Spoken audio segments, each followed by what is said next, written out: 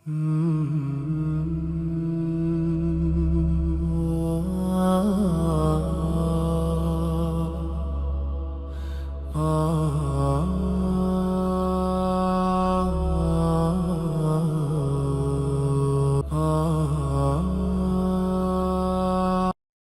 عليكم ورحمة الله وبركاته. أعوذ بالله من الشيطان الرجيم. بسم الله الرحمن الرحيم. إن الحمد لله نحمده ونستعينه ونستغفره ونؤمن به ونتوكل عليه ونعوذ بالله من شرور أنفسنا ومن سيئات أعمالنا من يهده الله فلا مضل له ومن يضلل فلا هادي له وأشهد أن لا إله إلا الله وأشهد أن محمدا عبده ورسوله أما بعد. يا أيها الناس اتقوا ربكم الذي خلقكم من نفس واحدة وخلق منها زوجها وبث منهما رجالا كثيرا ونساء واتقوا الله الذي تساءلون به والأرحام إن الله كان عليكم رقيبا. يا أيها الذين آمنوا اتقوا الله حق تقاته ولا تموتن إلا وأنتم مسلمون. رب اشرح لي صدري ويسر لي أمري واحلل عقدة من لساني يفقهوا قولي. ரப்பி சிதறி இல்மா ரப்பி சிதறி இல்மா ரப்பி சிதறி இல்மா.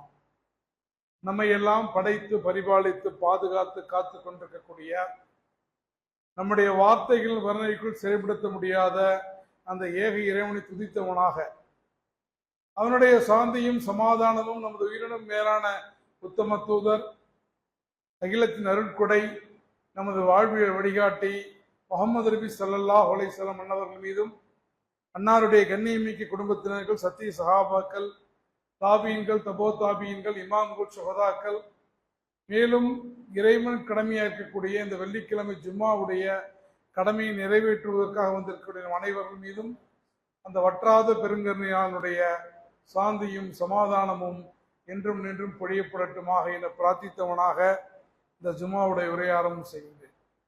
அன்பார்ந்த சகோதர சகோதரிகளே, பெரியவர்களே, தாய்மார்களே, இன்றைய ஜும்மாவுடைய கருப்பொருள் ஹிஜ்ரி 1448.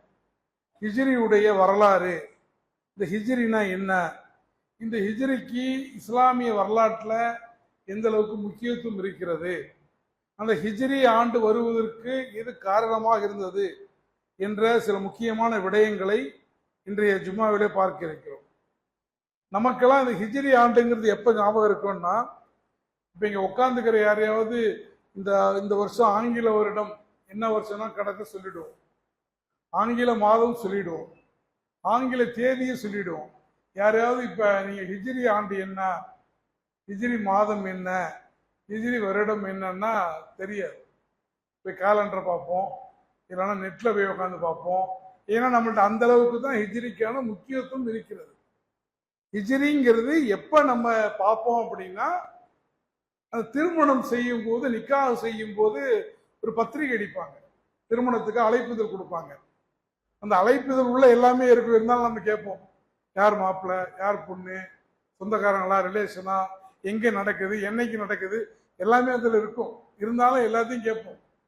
அந்த பத்திரிகை உள்ள பார்த்தீங்கன்னா அந்த இங்கிலீஷ் டேட் போட்டுட்டு 19/7/26 போட்டுட்டு பிராக்கெட்ல ஹிஜ்ரி இத்தனாவது ஆண்டு 1448 முஹர்ரம் 9ஆம் தேதின்னு போட்டிருக்கோம்.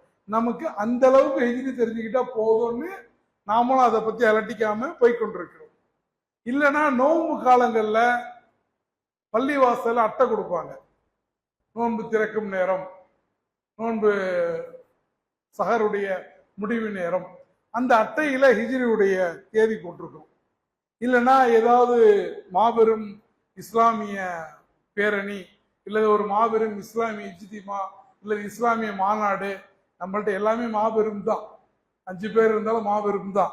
அந்த மாதிரி இடங்கள்ல ஹஜ்ஜிலேருந்து யாராவது வராங்க அப்படின்னா அவர்களுக்கு வாழ்த்து தெரிவிக்கும் போது அதுல இங்கிலீஷ் எழுத்து பெருசாகவும் ஹீன், அது ஹீ அளவு தான் இருக்கு, நம்மள்ட்ட ஹீன் போட்டு ஒரு நம்பர் போட்டிருப்பாங்க.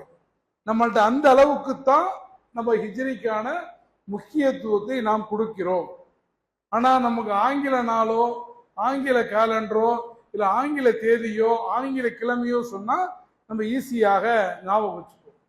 இப்போ இந்த ஹிஜ்ரி என்பது இது போல சில விஷயங்கள்ல சில முஸ்லீம்களுடைய அன்றாட வாழ்க்கையில அல்லது அவர்களுடைய பௌதிக வாழ்க்கையில நடைபெறக்கூடிய சில வைபவங்களுக்கு மட்டுமே ஒரு பயன்படக்கூடிய பொருளாகத்தான் நாம் வைத்திருக்கிறோம்.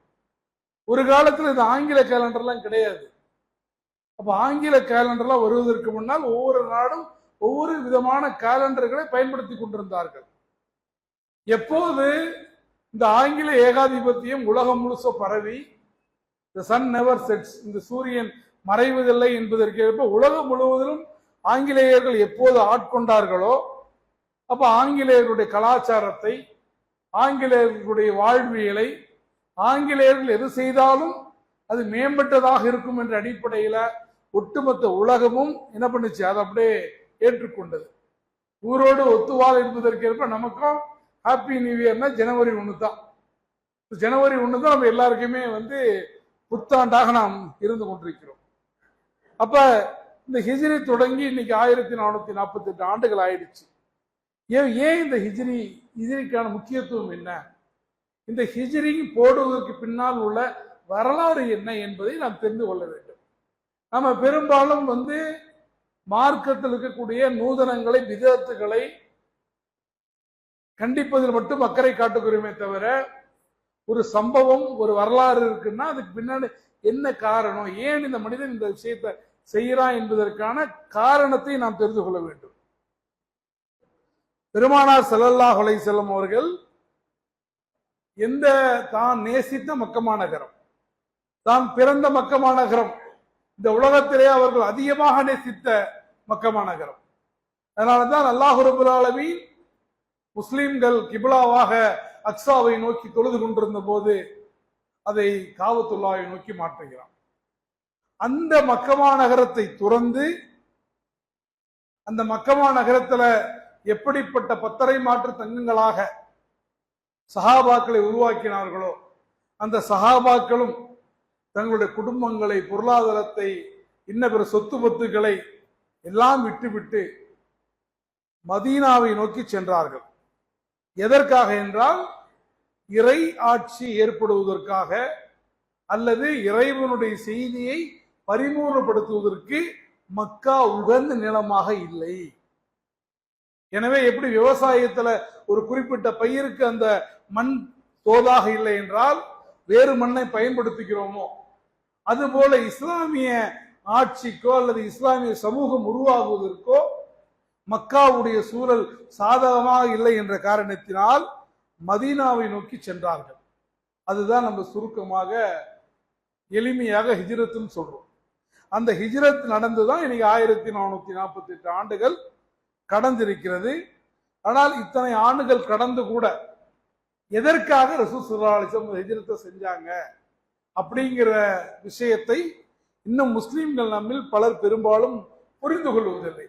இது ஏதோ ஒரு புத்தாண்டு, ஏதோ யூதர்களும் கிறிஸ்துவர்களும் அல்லது இந்து சகோதரர்களும் கொண்டாடுவதை போல ஒரு கொண்டாடுவதற்கான ஒரு நாள் அல்ல இது. குல்லுபி ஆமத்து ஹைர் என்று சொல்லி சுகதுக்கங்களை பரிமாறிக் கொள்வதற்கான ஒரு நாளாக இந்த நாளை நாம் மாற்றிக்கொள்ளக்கூடாது.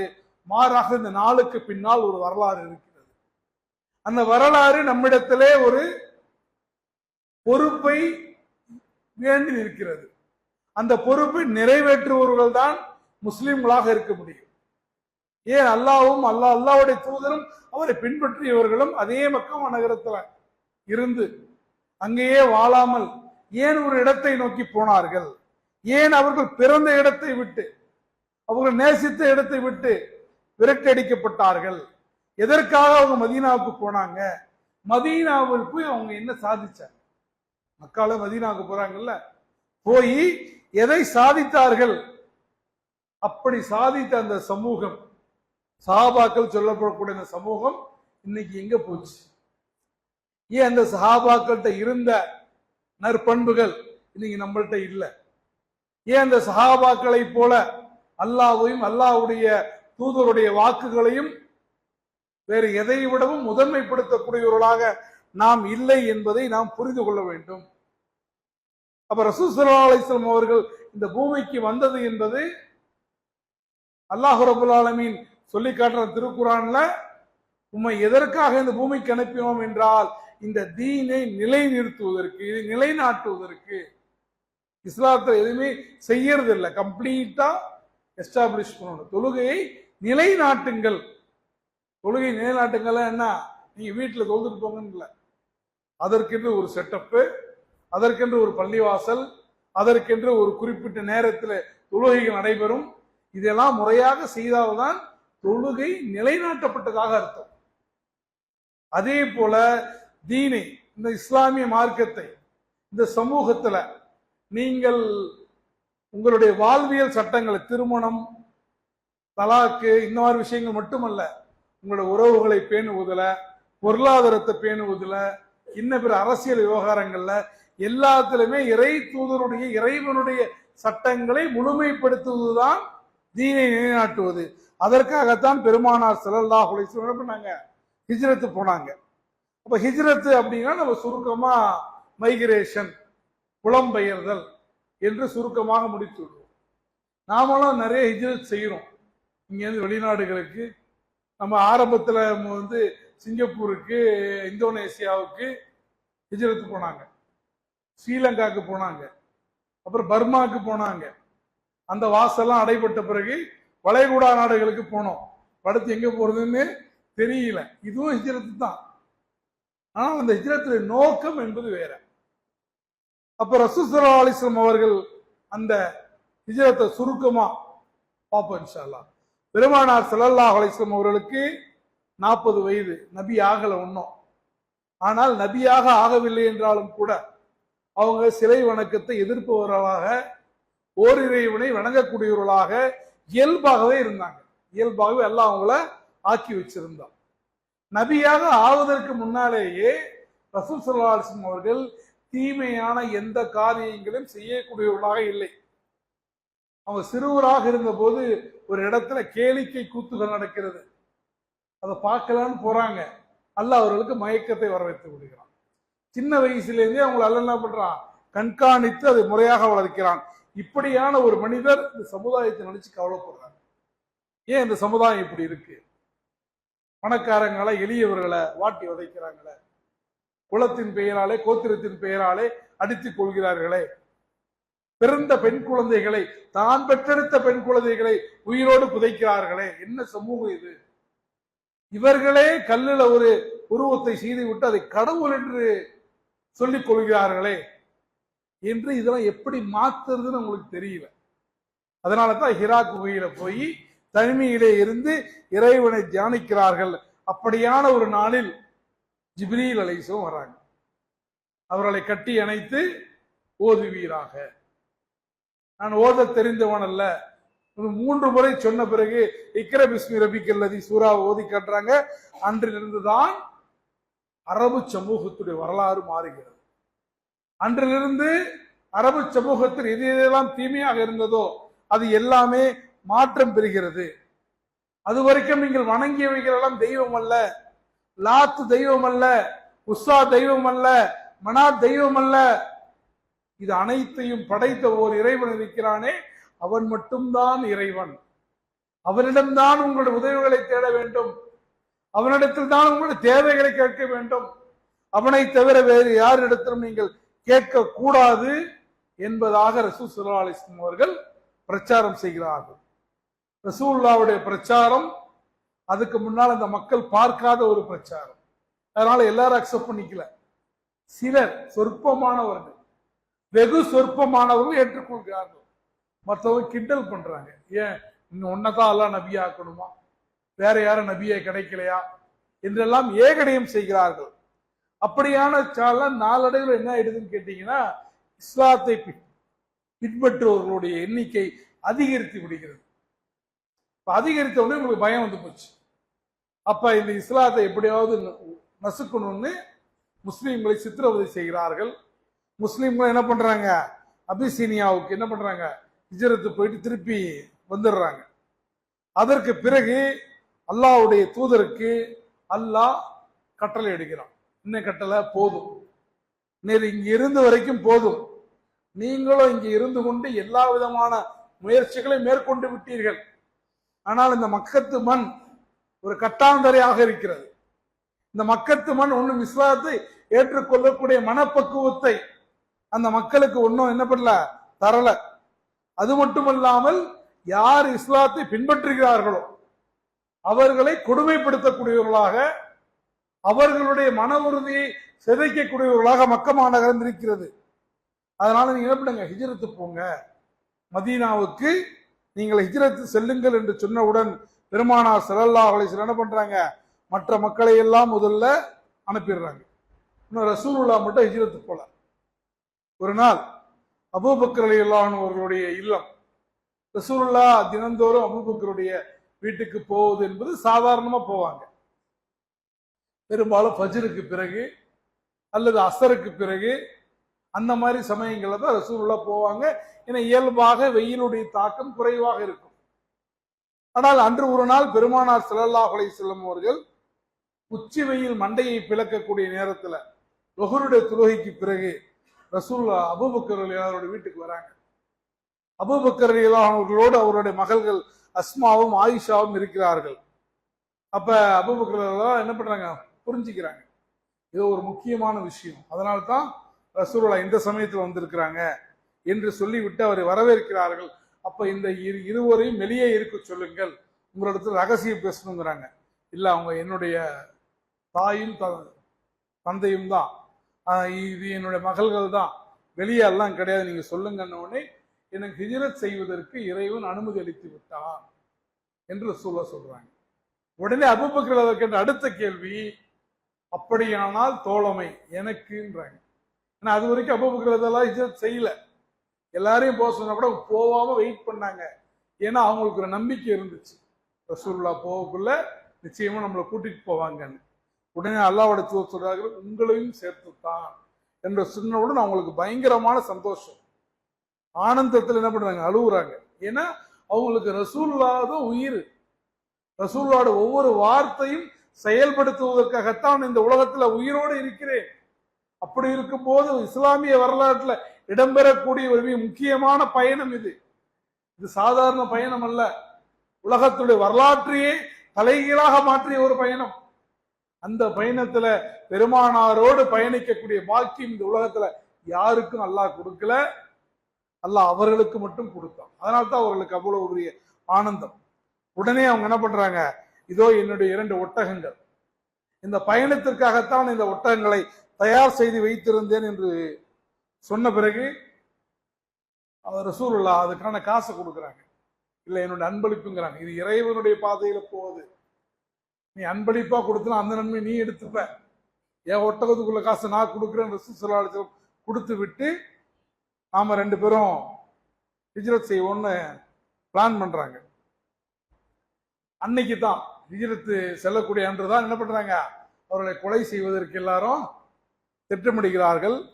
இவங்க அஸ்மா அவருடைய மகள்கிட்ட சொல்லி பயணத்துக்கு தேவையான அந்த சாதனங்கள், உணவுப் பொருட்கள்லாம் தயார் செஞ்சு மூட்டையை கட்டிக்கொள்கிறார்கள்.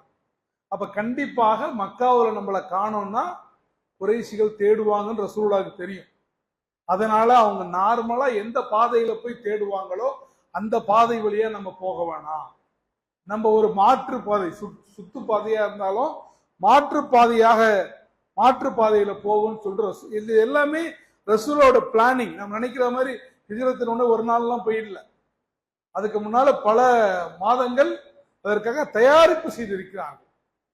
அப்ப அதை வழிகாட்டுவதற்கு ஒரு நபரை நியமிக்கிறார்கள், அவர் தான் அந்த போற வழியை காட்டும். அவங்க போன பிறகு அந்த நபர் என்ன பண்ணுவாரு, அவங்க சென்ற பிறகு அவங்களுடைய காலடி தடங்களை பின்பற்றி வேற யாரும் வந்துடக்கூடாது. அதுக்காக அபூபக்கர் அவர்களுடைய இன்னொரு ஆளை அரேஞ்ச் பண்ணியிருந்தாங்க, அவருடைய மகனை. அவர் என்ன பண்ணுவார், இவங்க போய் கொஞ்ச நேரம் கழிச்சு ஆடை ஓட்டிட்டு வருவார். அந்த ஆடு என்ன பண்றோம், அந்த காலடி தடங்களை அழிச்சு விட்டுரும். அந்த 2வது அந்த ஆடுக்கு பாலை கொடுத்துட்டு போயிடுவாங்க. இப்படியாக எல்லா விதமான திட்டத்தோடு பெருமானார் ஸல்லல்லாஹு அலைஹி வஸல்லம் அவர்கள் அபூபக்கர் ரலியல்லாஹு அன்ஹு அவர்களை கூப்பிட்டு கொண்டு ஹிஜ்ரத்து போறாங்க. ரசூலுல்லாஹ் எப்படியாவது வெளியே வந்தா கொலை செய்யணுங்கிற அடிப்படையில இவங்க ரசூலுல்லாஹ்வுடைய வீட்டை சுற்றி என்ன பண்றாங்க, காத்திருக்கிறார்கள்.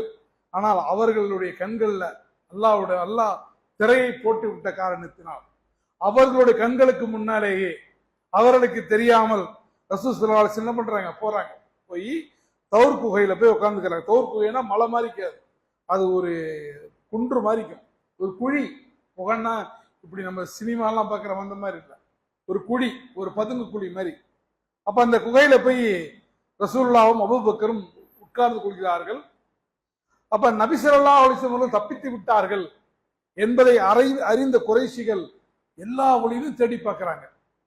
யார் ரசூலுல்லாவை கண்டுபிடித்து கொடுக்கிறார்களோ அவர்களுக்கு 100 ஒட்டகங்கள்றாங்க. யாரு நபி ஸல்லல்லாஹு அலைஹி வஸல்லம் கண்டுபிடித்து கொடுக்கிறார்களோ அவர்களுக்கு 100 ஒட்டகங்கள் பரிசளிக்கப்படும் என்றவுடன் எல்லா மக்களும் என்ன பண்றாங்க, தேடுகிறார்கள். அபூபக்கர் இல்லாதவர்களும் நபி ஸல்லல்லாஹு அலைஹி வஸல்லம் அவர்களும் அந்த குகையிலே உட்கார்ந்து இருக்கும் போது அபூபக்கர் இல்லாதலா அவர்கள் கண்ணீர் விடுகிறார்கள். ரசூலுல்லாஹ் ஏன் அழுவுறீங்க, இந்த சமயத்தில் அழுவ வேண்டிய அவசியம் என்ன என்று சொன்னவுடன், அல்லாஹ்வுடைய தூதரே, இறைவன் மீது ஆணையாக கூறுகிறேன், நான் எனக்காக அழவில்லை, இந்த எதிரிகளால் உங்களுக்கு ஏதாவது தீங்கு ஏற்பட்டு விடுமோ என்று நான் அஞ்சுகிறேன் என்று சொன்ன போது ரசூலுல்லாஹ் அப்பதான் சொன்னாங்க, கவலைப்படாதீர்கள், நாம் இருவர் அல்ல, நம்மோடு அல்லாஹ் இருக்கிறான். நாம் இருவர் மட்டும் இங்கே இல்ல, நம்மோடு யார் இருக்கிறான், அல்லாஹ் இருக்கிறான் என்று பெருமானார் ஸல்லல்லாஹு அலைஹி வஸல்லம் சொன்ன போது திரும்பி கொஞ்ச நேரம் கழிச்சு, அதாவது இவங்க அந்த குகையில இருக்கிறாங்க, அந்த குழியிலேருந்து பார்த்தா மேல எதிரிகளுடைய காலடி தடங்கள் தெரியுது. அவங்க கொஞ்சம் குனிஞ்சு பார்த்தாங்கன்னா என்ன ஆயிடும், நம்மளை கண்டுபிடிச்சிருவாங்க யார சொல்லலாம். அப்பயே ரசூலுல்லாஹ் சொல்றாங்க, கவலைப்படாதீர்கள், நம்மோடு அல்லாஹ் இருக்கிறான். அப்பையும் அந்த உமையா இப்னு கலஃபுக்கு ஒரு சந்தேகம், இங்க எனக்கு என்னவோ இங்க நம்மளை ரசூலுல்லாஹ் பார்க்கிற மாதிரி, முகமது நம்மை பார்த்து கொண்டிருக்கிறார், இங்கதான் எங்கோ இருக்கிறார்னு சுத்தி சுத்தி வராங்க. அந்த குகையை தவிர எல்லா இடத்தையும் பார்க்கறாங்க. குகையும் பார்க்க போகும்போது அந்த குகையில ஒரு சிலந்தி கூடு கட்டி இருக்கு. அப்ப அவன் சொல்றான், பாரு எவ்வளவு நாளாச்சுன்னு தெரியல. அப்ப ஒரு பலவீனமான சிலந்தியை வைத்து அங்க அல்லாஹ் பெருமானார் ஸல்லல்லாஹு அலைஹி வஸல்லம் அவர்களை காப்பாத்துறான். அதற்கு பிறகுதான் என்ன பண்றாங்க, மக்காவிலிருந்து ஒரு 3 நாட்கள் கழித்து தான் கூபாவுக்கு போய் அதற்கு பிறகு நபி ஸல்லல்லாஹு அலைஹி வஸல்லம் அவர்கள் மதீனாவுக்கு போறாங்க. அப்ப நபி ஸல்லல்லாஹு அலைஹி வஸல்லம் இவ்வாறு 3 நாட்கள், ஒரு நாள நடந்த விஷயம் இல்ல, இது கிட்டத்தட்ட 3 நாட்கள். அவங்க 3 நாட்கள் கழித்தான் ஹிஜ்ரத்து போறாங்க. இதுதான் ஹிஜ்ரத்து சுருக்கமா சொல்லணும்னா. இந்த ஹிஜ்ரி ஆண்டு எப்படி வந்துச்சு அப்படி பார்க்கணும்னா, ஒரு சஃபர் மாதம், அதாவது நபி ஸல்லல்லாஹு அலைஹி வஸல்லம் அவர்களுடைய அந்த மதீனத்து நகரை யார் ஆண்டு கொண்டிருக்கிறார்கள்னா கலீஃபா உமர் ரலியல்லாஹு அன்ஹு அவர்கள். ரசூலுல்லாஹ் வஃபாத் ஆயிடுறாங்க, அதுக்கு பிறகு அபூபக்கர் ரலியல்லாஹு வஃபாத் ஆயிடுறாங்க, அதுக்கு பிறகு சய்யிதுனா உமர் ரலியல்லாஹு அன்ஹு அவர்கள் ஆட்சி செய்கிறார்கள். அப்போது அவர்களுக்கு ஒரு கடிதம் வருகிறது. அந்த கடிதம்ல என்ன போட்டிருக்கு அப்படின்னா, ஷாபான் மாதம் இத்தனாம் தேதி என்று போட்டிருக்கிறது. இப்ப உமர் ரலியல்லாஹு அன்ஹு ஒரு கன்ஃபியூஷன், இதுல கடிதத்துல ஷாபான் மாதம் இத்தனாம் தேதி போட்டிருக்க, இது எந்த வருடத்து ஷாபான், போன வருடத்து ஷாபானா அதுக்கு முன்னால உள்ள ஷாபானான்னு கன்ஃபியூஷன் ஆயிடுச்சு. இப்ப யாருக்கும் அதுக்கான விடை தெரியல. இப்பதான் அவங்க என்ன பண்றாங்க, அப்ப நமக்கென்று ஒரு கேலண்டரை நிர்ணயிக்க வேண்டும், நமக்கென்று ஒரு நாட்காட்டை நிர்ணயிக்க வேண்டும் என்று சய்யிதுனா உமர் ரலியல்லாஹு அன்ஹு அவர்கள் தான் முதல்ல அந்த யோசனையை சொல்லி, அப்ப நம்ம ஆண்டுக்கு எதிலிருந்து ஆரம்பிப்பது என்று அவர்களுக்கு மத்தியிலே பேச்சுவார்த்தை நடக்கிறது. அப்போ ஒரு சொல்ல ரோமர்களுடைய ஆண்டை வச்சுக்கலாம், இல்ல இல்ல அவங்க துல்கர்னின் காலத்துல வச்சிருப்பாங்க, அது செட் ஆகாது. பாரசீகர்களுடைய ஆண்டை வச்சுக்கலாம், அங்க ஒவ்வொரு மன்னரும் போனா இன்னொரு மன்னர் வந்தா தேதியெல்லாம் மாத்திடுவோம். இப்ப நம்ம ஊர்ல இருக்குல்ல, ஒரு ஆட்சி போய் இன்னொரு ஆட்சி வந்தா முன்னாடி உள்ள திட்டங்கள் பேர்லாம் மாத்திடுற மாதிரி அவன் மாத்திடுவான், அது நமக்கு செட் ஆகாது. நம்ம ரசூலுல்லாஹ்வுடைய வாழ்க்கையிலேருந்து எடுப்போம் அப்படின்னு ஒன்னு ரசூலுல்லாஹ்வுடைய பிறந்த தேதி இருக்குல்ல, அதிலிருந்து நம்ம இஸ்லாமிய காலண்டர் ஆண்ட ஆரம்பிப்போம். இல்ல ரசூலுல்லாஹ்வுடைய மரண செய்தி, அதாவது வஃபாத்தான நாள், அதிலிருந்து ஆரம்பிப்போம். இல்ல அப்படின்னா ரசூலுல்லாஹ் மக்காவை வெற்றி கொண்டாங்கள, அதிலிருந்து ஆரம்பிப்போம். அதுவும் வேணாம் அப்படின்னா நம்ம ஹிஜ்ரத்துல இருந்து ஆரம்பிப்போம்னு அவங்களுக்கு மத்தியில சூரா நடக்கிறது. அப்ப எல்லாரும் சொல்றாங்க, ரசூலுல்லாஹ்வுடைய பிறந்த நாளோ இறந்த நாளோ வேணாம், நம்ம ஹிஜ்ரத்தையே தேர்ந்தெடுப்போம். ஏன்னா அது வரைக்கும் ஷிர்கில் இருந்த நகரத்தை விட்டு வெளிச்சத்தை நோக்கி மதீனாவுக்கு போனாங்க. அப்ப இந்த நாளையே என்ன பண்ணுவோம், நம்முடைய இஸ்லாமிய நாட்காட்டியுடைய தேதியாக. இப்ப அதனால்தான் அதுக்கு பிறகு என்னாச்சு, ஹிஜ்ருக்கு முன் ஹிஜ்ருக்கு பின். எப்படி சமகால வரலாற்றுல கிறிஸ்துவுக்கு முன் கிறிஸ்துவுக்கு பின் என்று சொல்லப்படுகிறதோ, அப்படி கூட என்ன இல்லை, முகமதுக்கு முன் முகமதுக்கு பின்னு இல்லை இஸ்லாமிய வரலாறு. ஹிஜ்ரத்துக்கு முன் ஹிஜ்ரத்துக்கு பின். ஆனா என்ன ஆச்சு அப்படின்னா, ஹிஜ்ரத் பயணம் சஃபர் மாதத்துல நடந்துச்சு. சஃபர் மாதம் ஆக்சுவலா 2வது மாதம். ஆனால் அரபுகளுடைய வரிசைப்படி முஹர்ரம் தான் முதல் மாதம். அப்ப ஏன் முஹர்ரத்தை முதல் மாதமா எடுத்தாங்கன்னா, சஃபர்ல பயணம் நடந்தாலும் கூட அதற்கான தீர்மானத்தை, நியத்தை, எண்ணத்தை பெருமானார் ஸல்லல்லாஹு அலைஹி வஸல்லம் அவர்கள் முஹர்ரத்தில் எடுத்த காரணத்தினால முஹர்ரத்தை முதல் மாதமாக வைத்து ஹிஜ்ரி எப்ப ரசூல் ஸல்லல்லாஹு அலைஹி வஸல்லம் அவர்கள் மக்காவிலிருந்து மதீனாவுக்கு சென்றார்களோ அன்றிலிருந்து ஹிஜ்ரி 1, அடுத்த வருஷம் ஹிஜ்ரி 2, அப்படிதான் இப்ப நம்ம ஹிஜ்ரி 1448 உட்கார்ந்து இருக்கிறோம். கிட்டத்தட்ட 1448 ஆண்டுகள் பெருமானார் ஸல்லல்லாஹு அலைஹி வஸல்லம் அவர்கள் மக்காவிலிருந்து மதீனாவுக்கு இஸ்லாத்தை வாழ்விப்பதற்காக, இஸ்லாமிய அடிப்படையில ஒரு சமூகத்தை உருவாக்குவதற்காக, இஸ்லாத்தினுடைய கட்டளைகளை இந்த பூமியில் நிலைநாட்டுவதற்காக ஒரு நிலம் தேடி, ஒரு இடம் தேடி புறப்பட்டு இன்றைக்கு 1400 ஆண்டுக்கு 1448 ஆண்டுகள் ஆயிருக்கு. அப்ப நாம இந்த நாள் நமக்கான ஒரு படிப்பினை என்னன்னா, பெருமானார் ஸல்லல்லாஹு அலைஹி வஸல்லம் எதற்காக புலம்பெயர்ந்தார்கள்? இஸ்லாத்தை நிலைநாட்டுவதற்காக, இஸ்லாத்தை தம்முடைய வாழ்க்கையில செயல்படுத்துவதற்காக. மக்காவில இருந்த போது இறைவனை முழுமையாக தொழ முடியவில்லை, இறைவனுக்கு செய்ய வேண்டிய கடமைகளை செய்ய முடியவில்லை. எல்லா இடத்திலும் ஷிர்க் இருக்கிறது, குஃபுர் இருக்கிறது. அப்ப இறைவனை, ஓர் இறைவனை வணங்க வேண்டும், அவனிடத்தில் மட்டும் நம்முடைய உதவிகளை தேட வேண்டும், அவனுடைய சட்ட திட்டங்களை, குர்ஆனுடைய வார்த்தைகளை நம்முடைய வாழ்க்கையாக மாற்றிக்கொள்ள வேண்டும் என்ற ஒரே நோக்கத்திற்காகத்தான் பெருமானார் ஸல்லல்லாஹு அலைஹி வஸல்லம் அவர்கள் ஹிஜ்ரத் செய்தார்கள். அப்ப அந்த ஹிஜ்ரத்தினுடைய ஒவ்வொரு வருடம் வரும்போதும் நாம் என்ன உறுதிமொழி எடுக்க வேண்டும் என்றால், இன்ஷா அல்லாஹ் நாம எல்லோரும் எதற்காக ரசூல் ஸல்லல்லாஹு அலைஹி வஸல்லம் ஹிஜ்ரத் செய்தார்களோ அந்த அடிப்படையில் நம்முடைய ஒட்டுமொத்த வாழ்க்கையும் இஸ்லாத்தின் அடிப்படையில மாற்றிவிட வேண்டும். இன்றைக்கு பார்க்கிறோம், மனிதர்கள் நிறைய எல்லா துறைகளிலும், அது அரசியல் மட்டுமல்ல, இன்றைக்கு மனிதர்கள் பச்சோந்திகளாக, நிறம் மாறக்கூடியவர்களாக, உலக ஆதாயங்களுக்காக, சில அற்ப பதவிகளுக்காக, சில காசு பணங்களுக்காக உடனே மாறிடுறாங்க. நேற்று ஒரு பேச்சு, இன்று ஒரு பேச்சு. நேற்று ஒருவரோடு ஒன்றாக இருக்கிறோம், இன்றைக்கு அவர் நாம் எதிரியாக மாறி விடுகிறோம். அல்லாஹ்வுடைய தூதர் ஸல்லல்லாஹு அலைஹி வஸல்லம் சொன்னாங்க, இறுதி நாளுடைய அடையாளங்களை ஒன்றாக சொன்னார்கள்.